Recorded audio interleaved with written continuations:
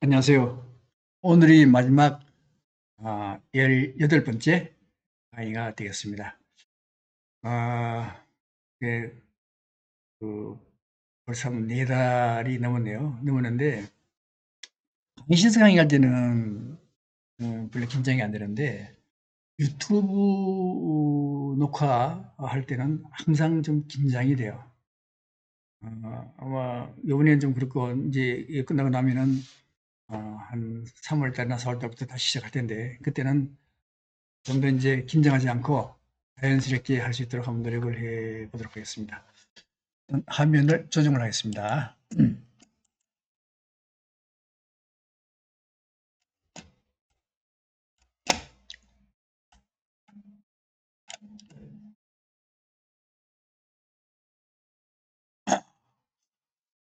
이제 마지막 코로나19 이후의 경제인데요. 전번 시간에는 부채, 그 코로나19 때문에 전부 다 빚을 내서 경제를 이렇게 회복을 시키는데 부채를 어떻게 해결할 거냐 하는 것에 대해서 말씀드렸고요. 이번 시간에는 어떻게 하면은 공황이 발생하지 않도록 할 수 있겠는가 거기에 대해서 말씀을 드리겠습니다.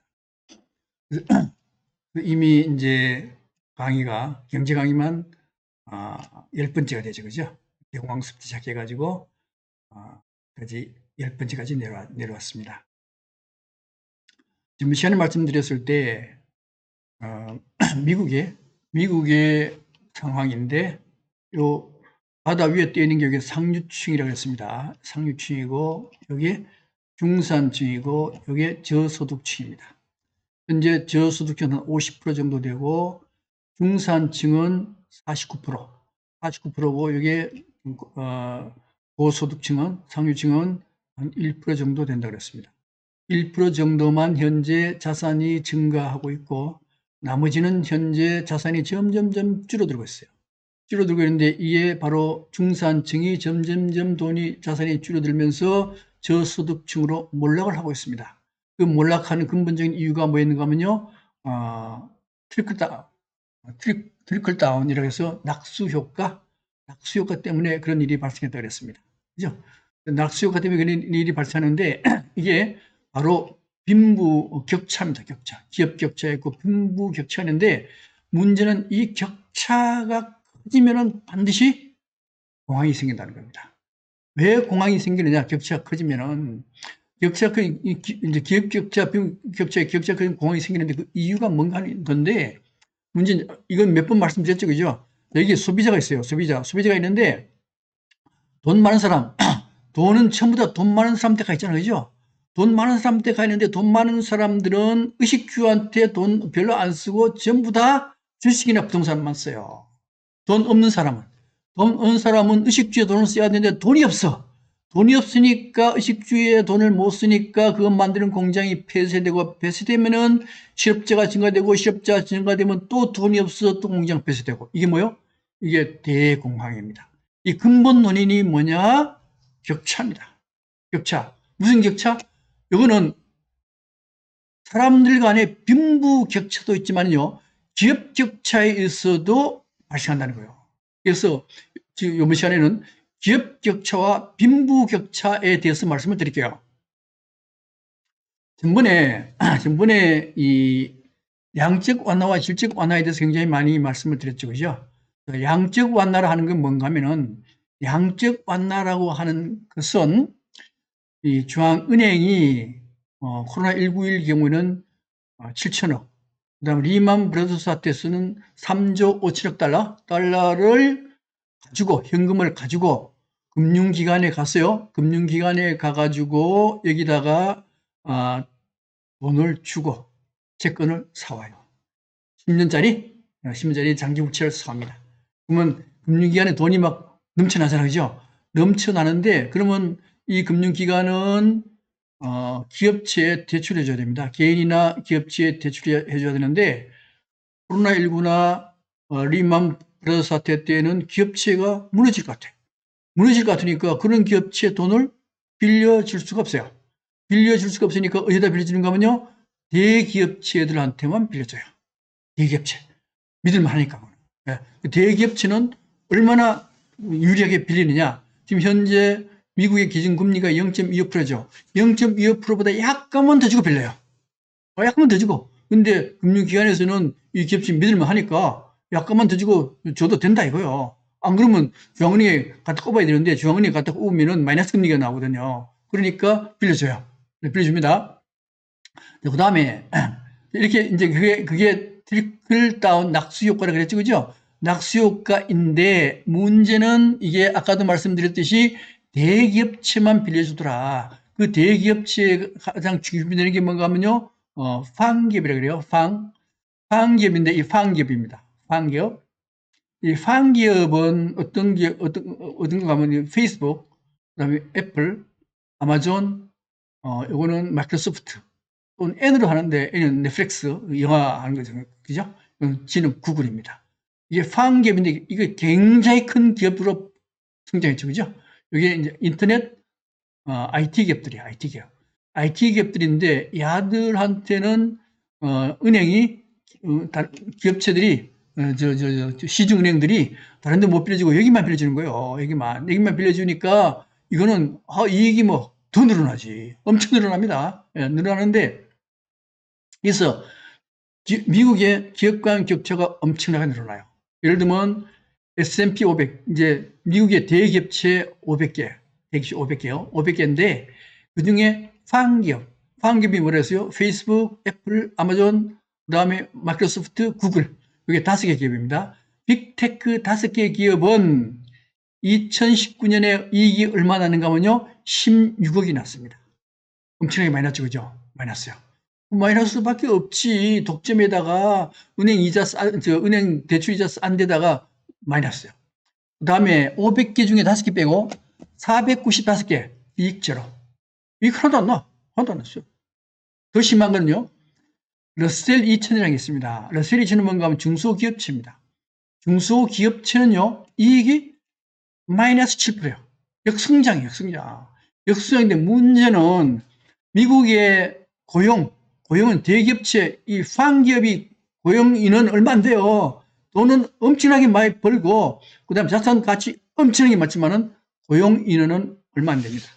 안 되고, 주로 고용 인원이 많은 데는 어딘가 하면요. 여기 S&P 500이 아니고, 러셀 2000 중소기업체. 중소기업체의 고용 인원이 80% 이상이요. 80% 이상인데 이건 뭘 의미하는가 하면 러셀 2000이 마이너스 이익이 마이너스 7% 났다는 거는 여기에 근무하는 사람들은 월급이 적어진다는 얘기예요. 그죠? 여기는요. 월급이 많아지고 여기는 해고될 가능성이 많아요. 마이너스니까. 이게 굉장히 큰 문제되죠.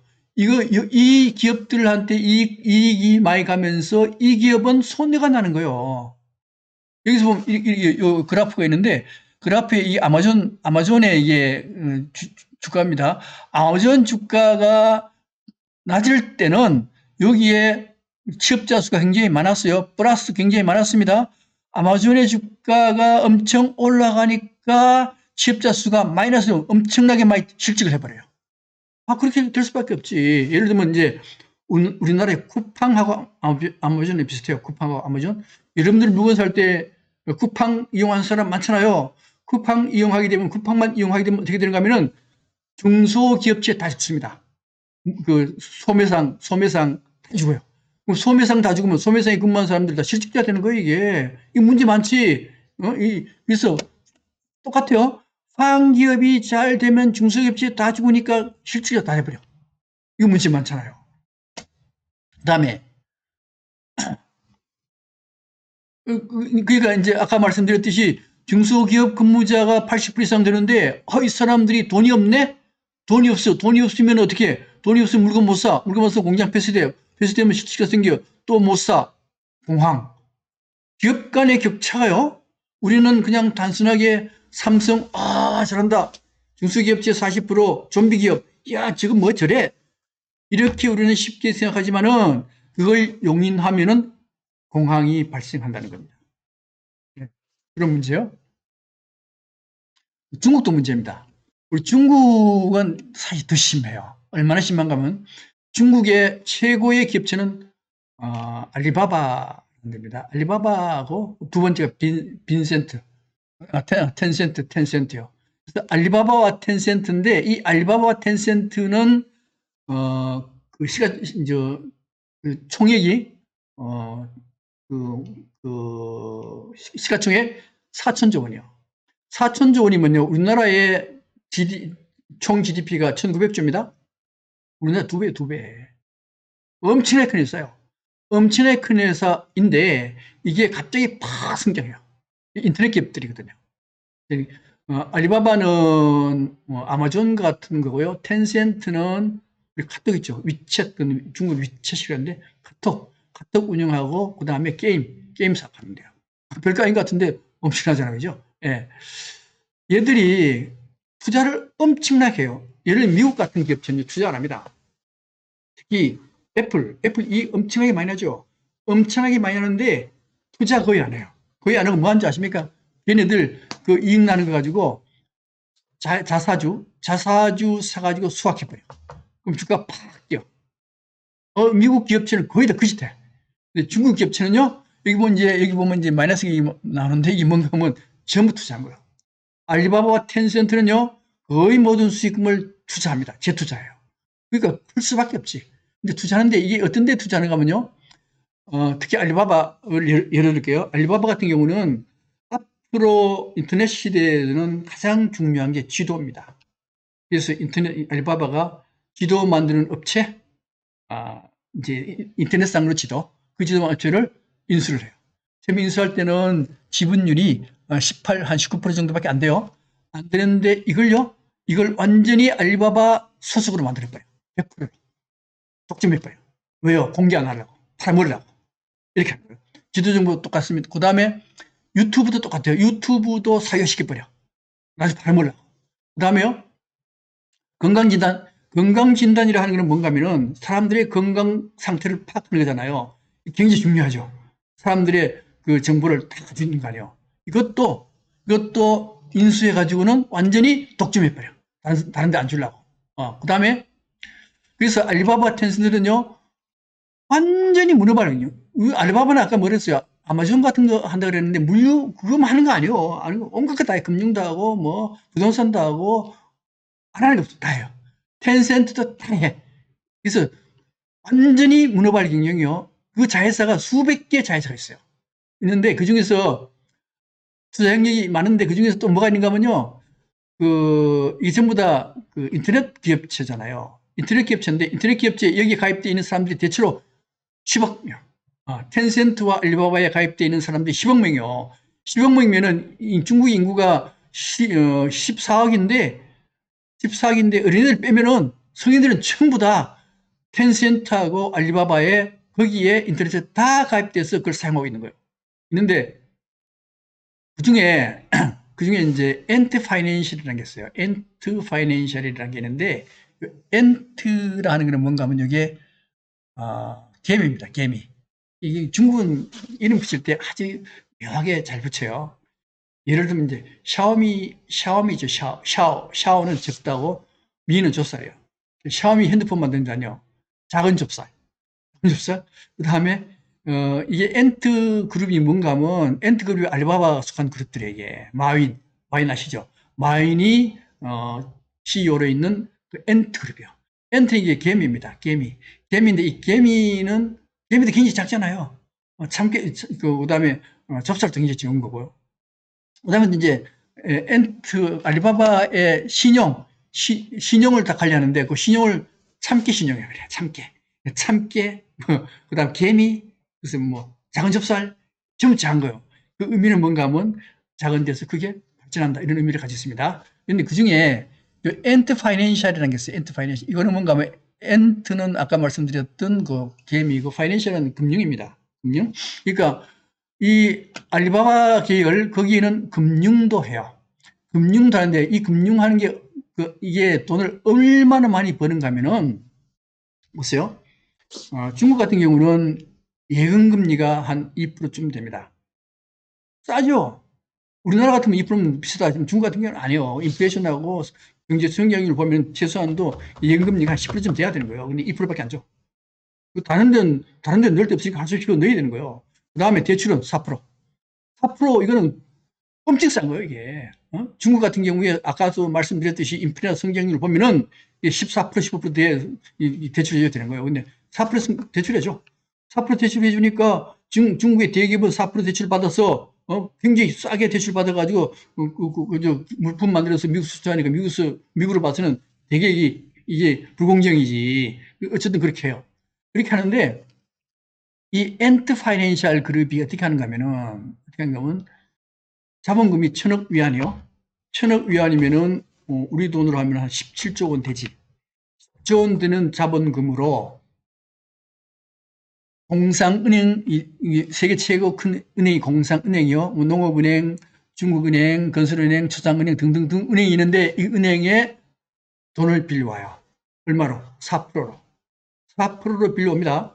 4%로 빌려와가지고 이게 근데 문제는 4% 빌려서 그걸 다른 사람들 빌려줘요. 소액 신용 빌려주거든요. 그걸 채권을 만들어. 채권 만들어서 다시 은행 가서 또 빌려. 또 빌려서 1조 위안 이상을 빌려요. 170조, 200조 이 정도 돈을 이 은행들 빌려와요. 빌려와가지고 일반인들한테 돈을 신용 대출해줘요. 신용 대출을 했을 때 대출 금리가 얼마인가 하면요. 원래 24% 줬어요. 24%. 24%면은 4%의 대출 받아가지고 4%에 빌려가지고 24%에 빌려주니까 앉아서 20%의 이익을 하는 거예요, 이게. 신용을 하는 거니까. 그럼 신용 안 갚으면 어떻게 하냐. 신용을 안 갚으면은 안 되게 돼 있어요. 왜 안 되게 되냐. 빌려줄 때 이 사람의 인적사항, 신용도를 다 파악해가지고 만약에 기간이 돼서 안 빌려줘, 돈 안 갚죠. 안 갚으면은 타돈의 8층까지 다 연락해가지고 이 사람이 현재 우리한테 돈을 1,000만 원 정도 빌려갔는데 지금 안 갖고 있다. 이 사람이 돈을 안 갚게 되면은 신용 불량자가 돼가지고 사회적으로 어마어마한 손해를 끼치더니 당신들이 가가지고 이 사람한테 돈을 갚도록 해라. 이렇게 압력을 팍 주는 거예요. 그래서 여기는요, 돈을 안 갚을 수가 없어. 그래서 이 엔트 파이낸셜 기업이라 하는 것은 땅 짓고 헤엄치는 기업이에요, 이게. 그래서 2달 전에 이걸 상장시키려고 그랬잖아요. 돈이 엄청, 이게 IPO 하게 되면 돈이 엄청나게 들어와요. 유상증자하면 돈이 엄청나게 들어와. 유상증자가 아니고 상장. 상장하면은 돈이 엄청나게 도는데 중국에서 이틀 전에 스톱. 상장하지 마라. 상장하지 마라. 상장하지 마라 그랬을 때 그 이유가 뭔가 하는 문제인데 이게 이제 엔트그룹의 CEO가 마윈이라는 사람이요. 마윈이라는 사람인데 이 마윈이라는 사람이 이 사람은 이제 보면 외계인 같이 생겼잖아요, 그죠? 외계인 같이 생겼는데 키도 한 162쯤 되고 몸무게도 한 45kg 굉장히 왜소해요. 그래서 굉장히 어렵게 해가지고 회사를 읽었어요. 알리바바 중국 최고의 기업 알리바바를 만들었습니다. 알리바바를 만들고 난 뒤에 이 기업체가 엄청 크고 몸에 힘이 딱 들어가지. 그리고 모든 정보를 독점해요. 국가가 가질 수 없는 정보, 모든 정보를 독점합니다. 어떤 정보 독점하는지 아십니까? 예를 들면 이런 것도 있어요. 이제 중국에 이제 부모하고 딸하고 같이 사는데 어느 날 갑자기 출산에 필요한 물건이 딱 도착했어요. 그래서 부모가 깜짝 놀래가지고 도대체 왜 출산에 필요한 물건이 왔냐? 우리는 벌써 애 끊은 지가 벌써 오래됐고 애 놀 그런 건 아닌데 왜 출산에 관한 이게 그게 왔느냐? 그래서 항의를 하니까 여기서 뭐라는가 하면 당신 딸이 조금 뒤면 조금 한 몇 달 지나면 출산할 거다. 그래서 미리 출산에 필요한 걸 보내준 것이다. 이렇게 얘기하는 거예요. 이렇게. 근데 부모가 깜짝 놀래가지고 딸한테 물어봐요. 야, 너 임신했냐? 그러니까 임신했다는 거예요. 처녀가 임신했다는 거예요. 근데 그러면 알리바바는 어떻게 알았냐? 알리바바는 어떻게 알았는가 하면 이 처녀가 이제 임신했으니까 임신에 관련된 알리바바의 앱을 예를 들면 구글 같은 거니까 그걸 자꾸 그렇게 봤을 거 아니에요.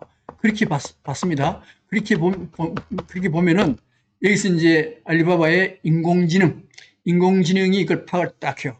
이 사람은 현재 임신 몇 개월 탁 나오는 거예요.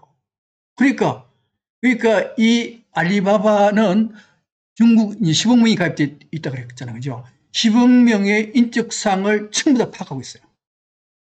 엄청난 데이터죠. 이 빅데이터라고 합니다. 빅데이터인데 이게 중국 정부가 달려도 안 줘. 독점해. 독점인데 왜 독점하냐? 이게 돈이거든요. 어떤 돈인가 하면 이래요. 자, 그러니까 아까 말씀드렸듯이 엔트 파이낸셜이라고 하는 게 그게 금융회사잖아요. 금융회사인데 돈 빌려줄 때 그 사람 신용 다 파악했잖아요. 그래서 그 사람 신용은 중국의 10억 명의 신용을 엔트 파이낸셜 회사는 다 가지고 있어요. 다 가지고 있어가지고 국가나 다른 데서 그 사람의, 국가나 다른 데는 중국 사람들의 신용도를 하나도 몰라. 하나도 모르니까 그 사람의 신용을 파악하려고 그러면은 여기에 엔트 파이낸셜 회사에 와가지고 신용도를 파악해야 돼요. 파악할 때 그냥 공짜로 안 보여줍니다. 안 보여주면 어떻게? 돈을 줘야 보여줘요. 얼마? 한 번 보는데 4,000원 정도? 4,000원 정도 줘야 보여줘. 그러니까 정보는, 신용 정보는 돈이에요. 돈이기 때문에 독점합니다. 그래서 모든 인터넷 기업, IT 기업들은 정보를 독점하려고 그래요. 왜요? 그게 전부 돈이니까.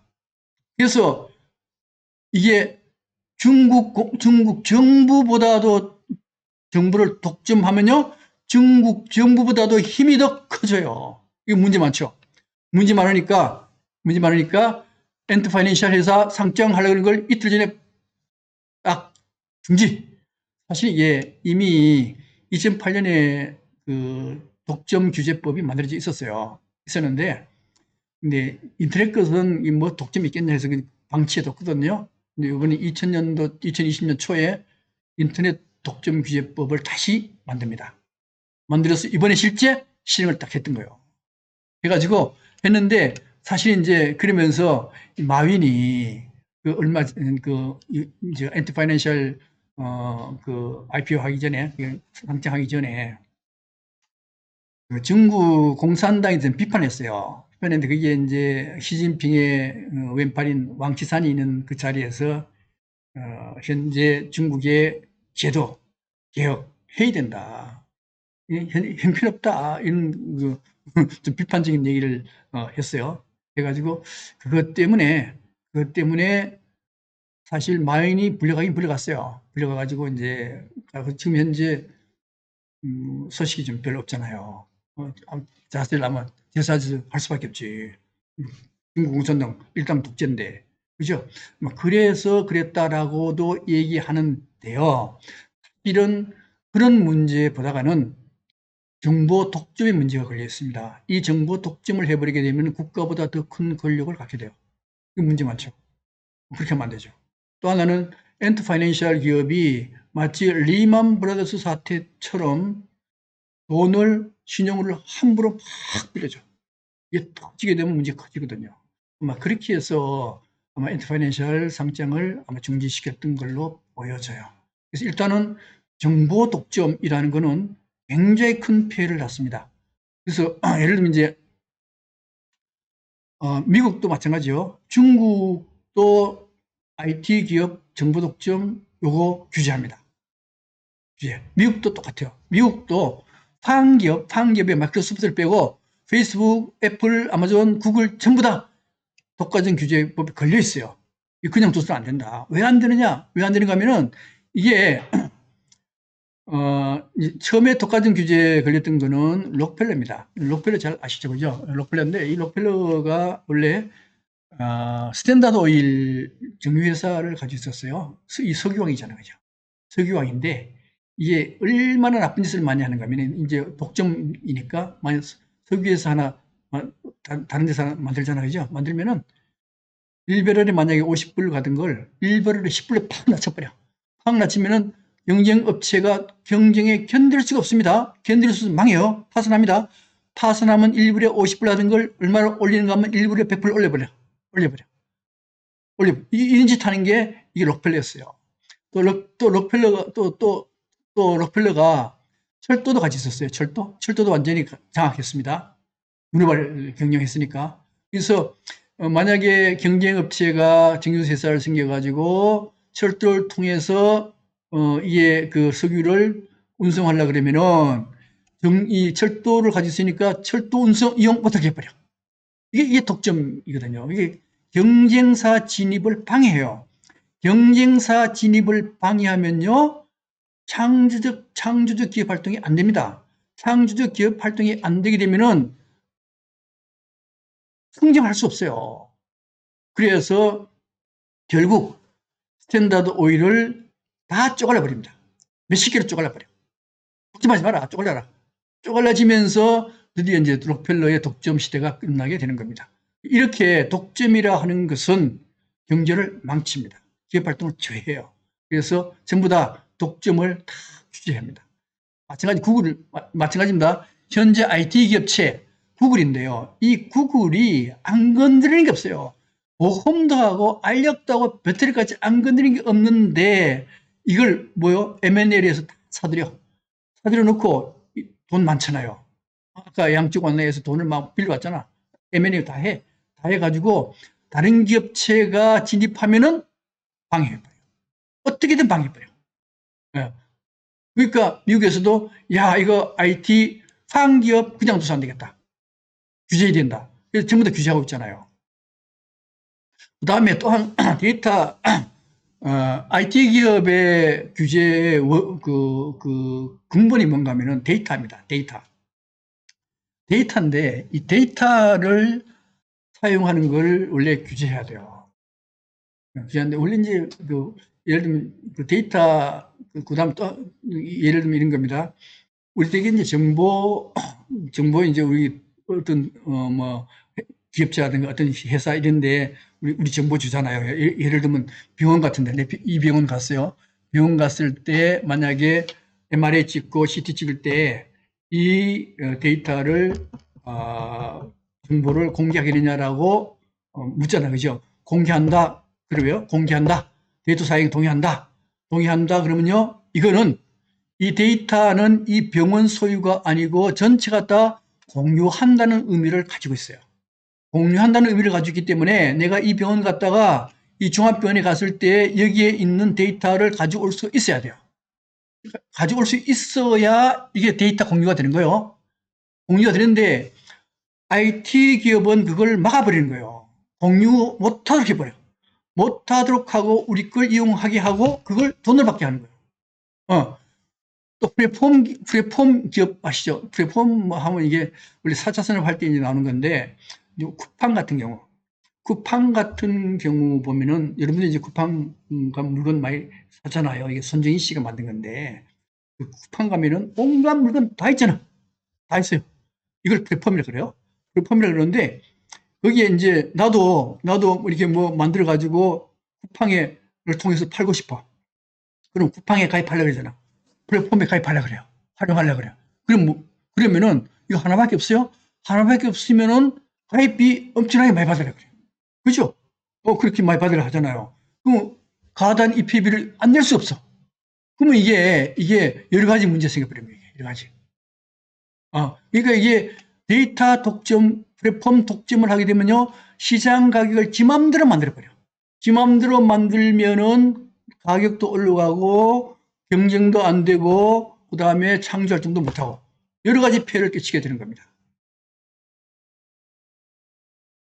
그 다음에 이제 그래서 대기업이에요. 불공정 행위가 굉장히 많아요. 굉장히 많습니다. 이게 부당감, 감액, 그 다음에 부당 대금 결정, 부당 특약 설정, 부당 관행, 대기업 불공정이 굉장히 많잖아요. 굉장히 많습니다. 근데 사실은 우리나라도 대기업 있고, 재벌 대기업 있고, 그 다음에 중소기업이 있는데 다 엮여 있잖아요.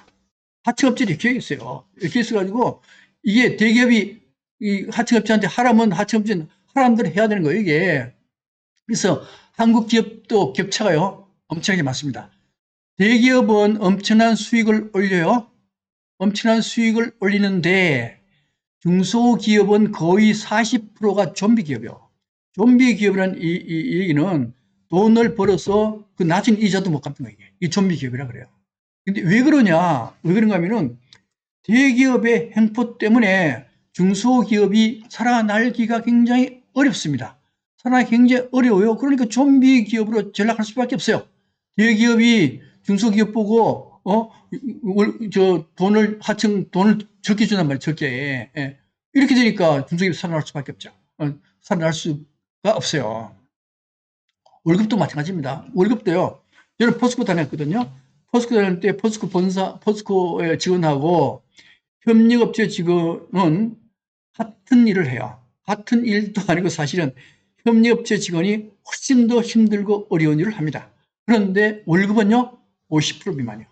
같은 일을 하는데, 이게 대기업체가 같은 일을 하면은 월급을 같이 줘야 될 거 아니에요. 같이 안 준단 말이에요. 같이 안 주고 어떻게 이익을 많이 내는 거예요, 이게.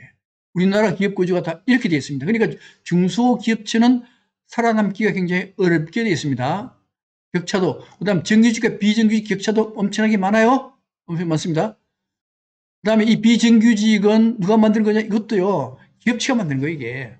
그 다음에, 그 다음 빅테크 기업 문제인데, 이 빅테크 기업에 의해서 사실은 일자리가 굉장히 많이 없어집니다. 아까도 쿠팡을 말씀드렸는데, 이 쿠팡이 활성화되고 쿠팡이 커지게 되면요, 그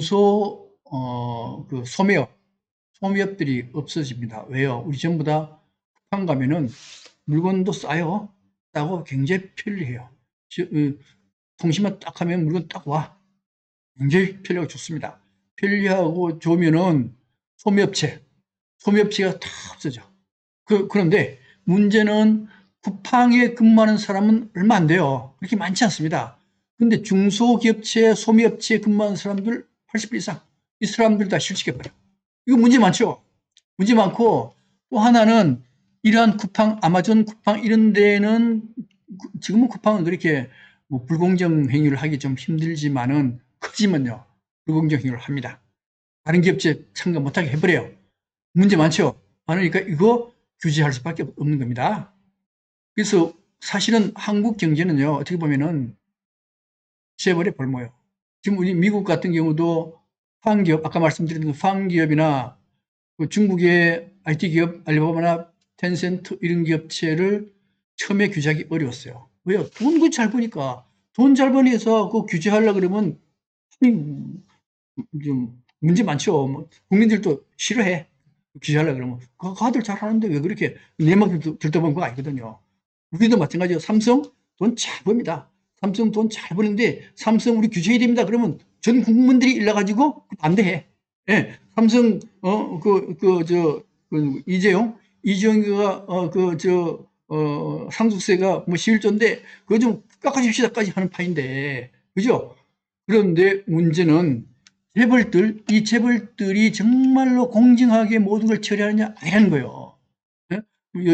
이 IMF 시대에 롯데 같은 경우는 롯데 그 자기 건물에 임대 들어온 사람 그 임대료 올려 했던 거 아니에요 지금. 그 다음에 LG의 그 청소 용역업체도 막 못 살게 하는 게 이게 LG 아니요. 이게 정말로 조그만 데까지 다 간섭해서 돈을 끌어 모는 거예요. 그런데 원래 이제 원래 골목 상권까지 다 장악하던 걸 현재는 규제 때문에 잘 안 돼서 그렇지, 그냥 두면요, 모든 골목 상권, 떡볶이까지 다 떡볶이 다 장악하려 했을 거예요. 규제이기 때문에 이게 못하는 거예요. 그래서 이런 기업체들 지금 현재 아까 스탠다드 오일을 다 분해해 버렸잖아요. 구글도 현재 그렇게 나갑니다. 아까 중국의 알리바바, 텐센트 수많은 자회사 있는 거 아마도 중국이 손을 댈 겁니다. 왜요? 아까 앞에 같은 그런 문제가 있기 때문에. 마찬가지로 우리도 사실은 이제 재벌 기업의 문어발 경영 형태는 많이 개선됐죠, 그죠? 많이 개선됐지만은 좀 더 우리도 그런 면에 좀 더 신경 써야 되는 게 아닌가 이렇게 생각이 됩니다. 그다음에 이제 또 하나, 이제 이거는 기업 격차가 결국 빈부 격차로 연결돼요. 왜요? 기업 격차에서 대기업체 근무하는 사람들은 연봉 1억씩 받으니까 생활도 돼요. 잘 괜찮습니다. 그런데 중소기업체는 연봉 3천만 원 정도 받는다. 그게 생활 되게 잘 안 돼요, 이게. 이 사람 때문에 이게 3천만 원 받는 사람은 쓸 돈이 없어. 쓸 돈이 없으면은 이게 공장 폐쇄되고 취업자 생기고 공황 생긴단 말이에요. 그러니까 기업 격차가 바로 빈부 격차로 연결이 돼요. 지금 빈부 격차 좀 말씀드릴게요. 1919년도 대공황 때인데요. 이 대공황 때 어떤 일이 일어나는가 하면은 0.1%, 잘 사는 사람 0.1%가 자산의 25% 정도를 가졌어요. 잘 못 사는 사람 90%, 90%는 15.7%를 가졌습니다. 그러니까 15.7% 가졌다는 얘기는 90%는 이거는 거지와 같다. 네. 그 다음에 0.1%, 0.1%는 엄청난 부자. 나머지 10%, 10%는 그럭저럭 살만한 거. 이런 상태였습니다. 이 상태가 되면은 무조건 공황이 온다는 거예요. 근데 이게 지금 상태는 어떠냐? 지금 상태는 이게 미국 연준에서 발표한 거거든요. 연준에서 발표했을 때 2013년, 여기 좀 이것 때문에 안 보이는데 2013년도에 어떤 현상이 일어났는가 하면요. 원래 이제 여기 뭔가 하면 여기에 90%, 90%가 가지고 있는 자산입니다.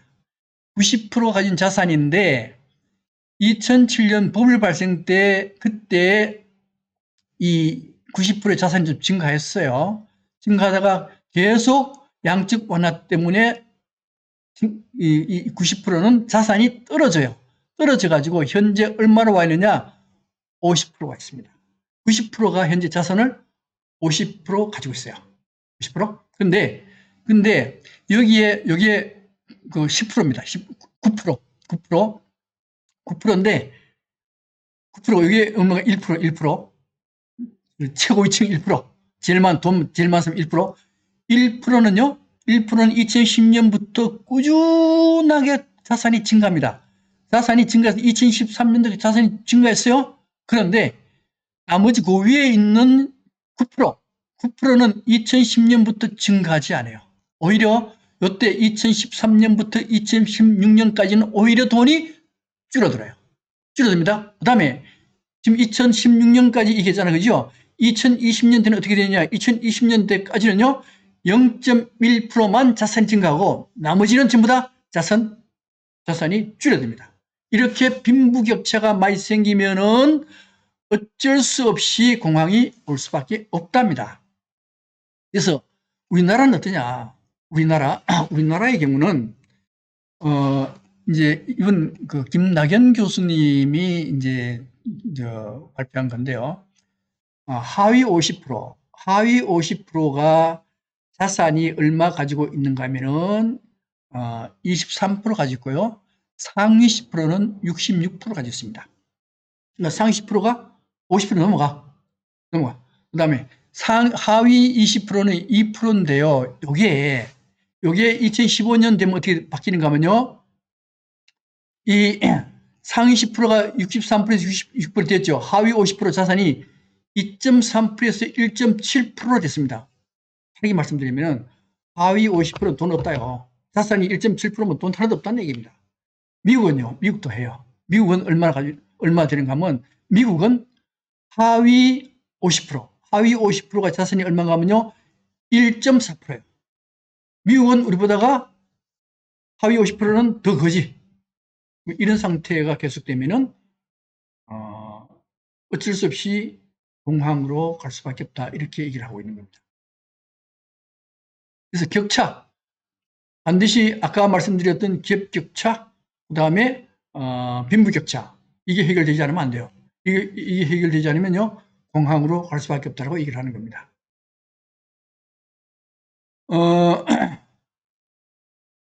근데 이제 지금 현재 코로나19 때문에 양적 완화, 질적 완화 했잖아요. 그죠? 그 양적 완화, 질적 완화 하면서 사실은 자산의 버블이 많이 꼈어요. 얼마나 꼈냐 하는 문제입니다. 이거는 미국인데요. 미국의 2020년 2분기까지인데요. 이게 버핏 지수라는 버핏 지수. 이게 워렌 버핏 아시죠? 투자자. 워렌 버핏인데 이 워렌 버핏은 버블이 끼냐 안 끼냐를 아주 간단하게 계산해요. 어떻게 계산하는가 하면 분모를 GDP로 하고 분자를 시가총액을 합니다. GDP하고 시가총액이 같으면은 버블이 안 꼈다. 근데 GDP보다 시가총액이 크면은 버블이 꼈다. 이렇게 보는 거예요. 이렇게 보는데 미국 같은 경우는 버블이 얼마나 끼었냐? 2분기 때는 152고 4분기 때인가요? 3, 4분기 때는 180으로 났어요. 4, 4분기는 지금은 주식 계속 올랐죠. 200% 됩니다. 그러니까 미국 주식은 거품이 100% 꼈다. 꼈다. 한국은요. 한국은 미국이 180일 때 한국은 120이었습니다. 120인데 지금 3천이 넘어갔잖아요. 3천이 넘어가면 얼마 되는가 하면요. 140 정도 돼요.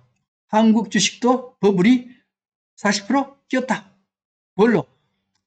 워렌 버핏 지수로 보면은 그렇게 보는 거예요. 보는데 그다음 퍼로도 봐요. 퍼로도 봤을 때 버블이 끼었다. 버블 한 3, 40%는 버블이 끼었다는 거예요. 우리나라 주식은 3, 40% 버블이 끼었다. 미국은 우리보다 훨씬 많이 끼었어요. 그 이유가 뭔가 하면 미국은 돈 생기면은 아까 말씀드렸죠. 사사주 수확해가지고 주식을 팍 올려놓거든. 그걸 더 끼었습니다. 그 다음에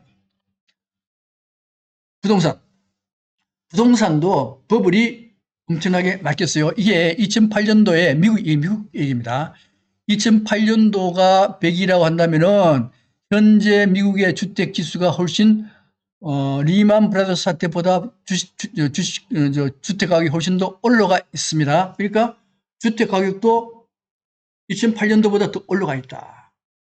그래서 이걸 이제 그 부동산 지수, 버블 지수는 어떻게 계산하는가 하면은 내가 소득 가지고 내가 가지고 있는 부동산을 몇 년 만에 살 수 있느냐 하는 걸 보는 겁니다. 보는데 IT 버블 그때가 6.1이었어요. 그러니까 내 소득 가지고 6년 정도 가면은 내 자산을 다 살 수 있다. 그 다음에 리만 브라더스 사태 때는 그게 그 지수가 얼마였는가 하면요. 6.4였어요. 6.4년이면은 살 수 있다. 버블이 좀 낀 거죠. 터진 겁니다. 근데 코로나19 때 이 부동산 버블 지수가 얼마인가 하면 미국입니다. 7.4 정도 돼요. 리만 브라더스보다가 버블이 더 꼈다. 언제 터질지 모른다. 이렇게 이제 나와 있어요. 예.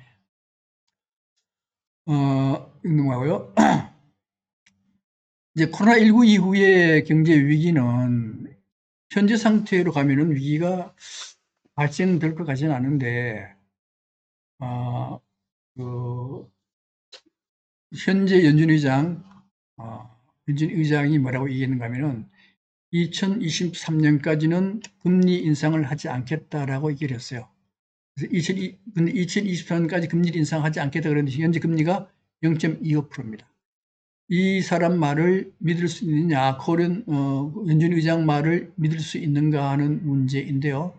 믿기가 어렵습니다. 상황에 따라서 바뀝니다. 어떻게 바뀌는가 하면은, 넘어갈게요. 이거는 현재 미국의 저축이 원래 미국 사람들은 저축 안 해요. 저축 안 하고 수입만 해.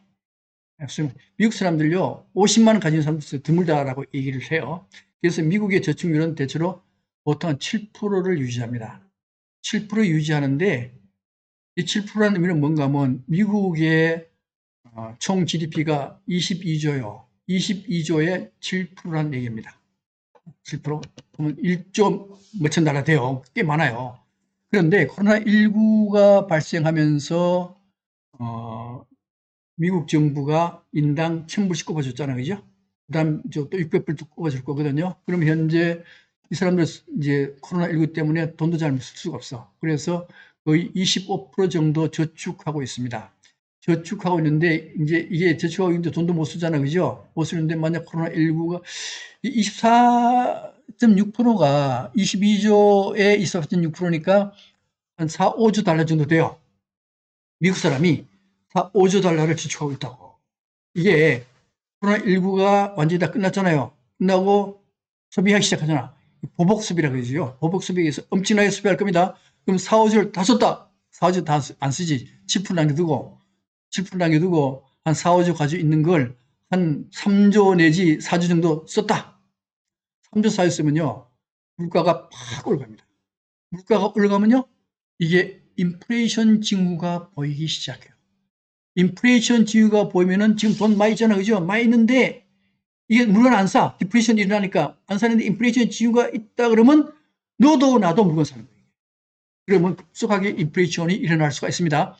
인플레이션이 일어나는데 만약에 이게 연준에서 뭐라는가 하면 2% 넘어가도 봐줄 수 있다. 근데 3% 넘으면 3% 넘어가면은 이거는 금리 인상할 수밖에 없어요. 그런데 갑자기 아까도 말씀드렸듯이 미국의 3조 달러 이상 소비를 할 가능성이 많습니다. 그러면 디플레이션 갑자기 인플레이션으로 변화할 소지가 있거든요. 그러면은 미국 연준이 가만 있을 수가 없어요. 있을 수 없이 어떻게 하냐? 금리를 먼저 올려야 되는데 사실은 미국 이 금리 올리기 전에 시장이 먼저 알아요. 이 시장금리 채권금리인데 채권하는 사람들은요. 경제를 누구보다도 정확히 파악해냅니다. 경기 사이클을 정확히 파악해내. 파악해내서 앞으로 금리가 오를 거다를 미리 알아요. 미리 알아. 그래서 지금도 원래 이 코로나가 한참 심했을 때 2000년도 4, 5월 달에는 10년물 금리가 0.34%밖에 안 됐어요. 그런데 지금 2020년 12월 달에는 0.9%가 됐어요. 지금 거의 1%가 됐습니다. 이미 시장 금리가 올라가고 있어요. 올라가고 있는데 만약에 내년 올해 보복 소비를 하기 시작하면은 시장 금리가 팍 뛰어. 팍 뛰면 연준은 2023년까지 금리 안 올린다 그랬죠? 아닙니다. 금리를 올릴 수 있어요. 금리를 올리게 됩니다. 금리를 올리는데 이게 그러니까 2023년까지 안 올린다는 얘기는 지금 상태로 가면은 안 올린다는 얘기고 이게 시장 금리가 올라가고 인플레이션 징후가 보인다 그러면은 금리를 올리게 됐어요. 근데 언제 올릴지 잘 모르지. 예. 또 한 가지 문제입니다. 또 한 가지 문제인데 현재 달러를 엄청나게 풀었어요. 엄청나게 찍어서 뿌렸습니다. 뿌리면은 달러 가치가 떨어져요. 달러 가치가 떨어지면은 기축통화로서의 가치를 잃어버립니다. 기축통화로의 가치를 잃어버리게 되면 어떻게 되느냐? 그렇게 되면은 미국은 엄청나게 이륙가로 떨어져 버려요. 그러니까 어떻게 하든 미국은 달러 기축통화를 유지해야 됩니다. 그렇게 하려면요. 지금처럼 약달러면 안 됩니다. 강달러로 만들어야 돼요. 강달러로 만들면 달러를 다시 회수해야 됩니다. 회수하는 방법은 연준이 가지고 있는 채권, 시중에서 채권 많이 사들였죠. 채권을 다시 풀어서 현금을 빨아들여야 돼요. 이걸 반드시 한다는 겁니다. 이거 하게 되면은 금리가 오르고 금리가 오르면은 버블이 깨진다는 거예요.